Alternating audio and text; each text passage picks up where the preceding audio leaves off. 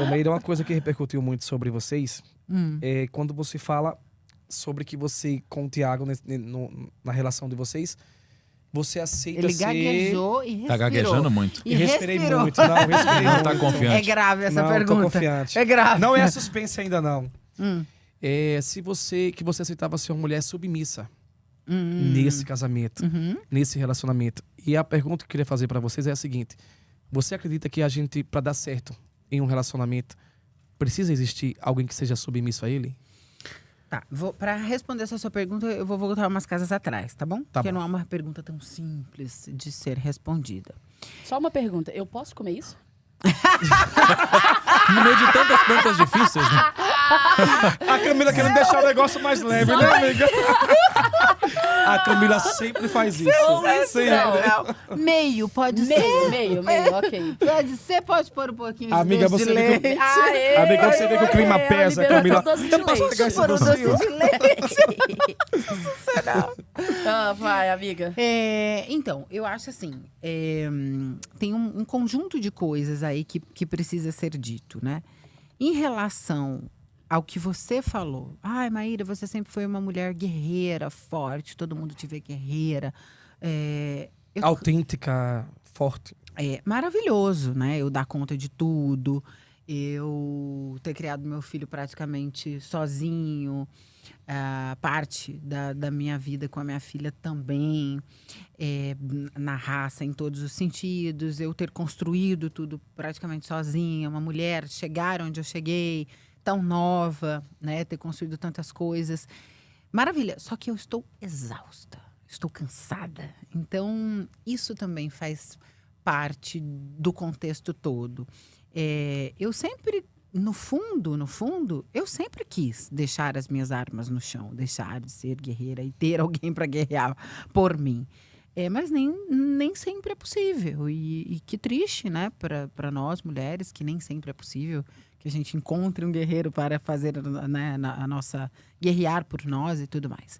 Mas a Bíblia, quando ela fala de submissão, e coisa que eu nunca entendi, eu tinha essa palavra submissão péssima, assim, nossa, Deus me livre, jamais eu vou ser uma mulher submissa e tal, porque eu nem entendi o que era a palavra. A palavra em si, submissão, hoje ela não é usada da forma correta.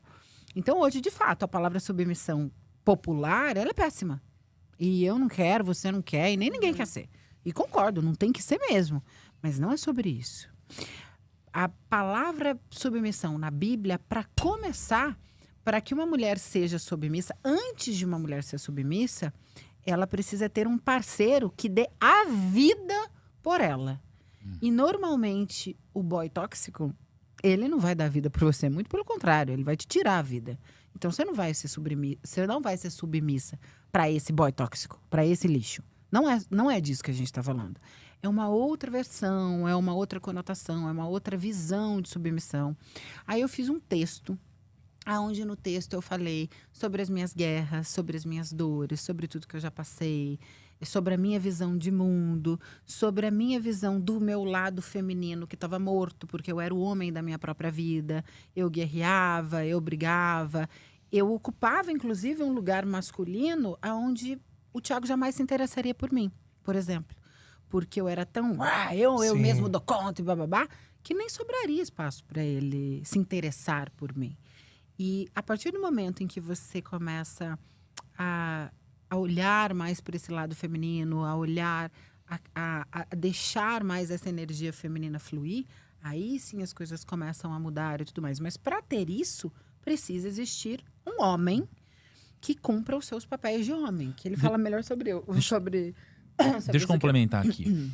Primeiro, perfeito que a Maíra falou, mas eu acho que o raciocínio que eu tinha feito ficou na gravação anterior.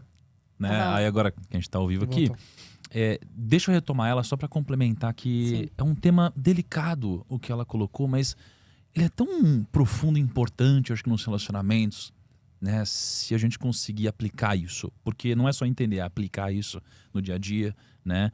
E a gente é imperfeito e a gente tenta ser melhor todos os dias, eu e a Maíra. A gente conversa muito, a gente passa madrugadas conversando, né? A gente tem muitos problemas até sobre isso, a gente não consegue dormir tanto que a gente conversa, porque a gente quer ser melhor, a gente quer ser melhor um pro outro, não é? Então, o que acontece? Quando eu conheci a Maíra, eu tinha um certo preconceito sobre quem é a Maíra. Qual é o preconceito? O preconceito é, bom, para mim a Maíra é a pessoa que está sendo pintada na mídia, não é? Porque era a única referência que eu tinha da Maíra. Eu não conhecia ninguém que conhecia a Maíra, talvez no bastidor, né? Eu nunca tinha conversado sobre quem é a Maíra. E aí, no momento que eu conversei com ela pela primeira vez, assim, foi uma coisa muito mágica, porque eu comecei a admirar ela antes de a gente estar apaixonado. A gente se admirou quando não tinha nada, aí mais recentemente agora a gente se apaixonou, mas antes disso sempre existiu uma admiração, né? E aí é um grande aprendizado nosso que, cara, quando o relacionamento começa na admiração, mesmo depois da paixão, a admiração continua. E às vezes um relacionamento começa na paixão, você nunca sabe o que vai ter ali depois que a paixão acabar. E aí, nesse processo, eu conheci muito sobre quem era a Maíra de verdade. E eu conheci uma mulher que eu nunca conheci na minha vida. Nunca na minha vida. E nem em livros. Eu nunca conheci uma mulher que passou pelas coisas que ela passou. E talvez um dia ela vá falar sobre essas coisas publicamente. Eu vi uma mulher que sofreu coisas que eu nunca vi. Assim, uma mulher sofrer da forma que foi. E tudo isso que aconteceu, e eu senti por ela, assim, sabe? Eu fiquei inconformado com as coisas que ela passou.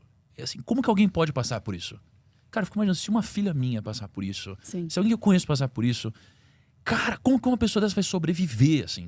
Qual que vai ser o efeito dessa pessoa na vida depois, assim? Não tem como uma pessoa continuar normal. E eu acho um absurdo as coisas que aconteceram e as pessoas que vivenciaram de alguma forma esse tipo de coisa.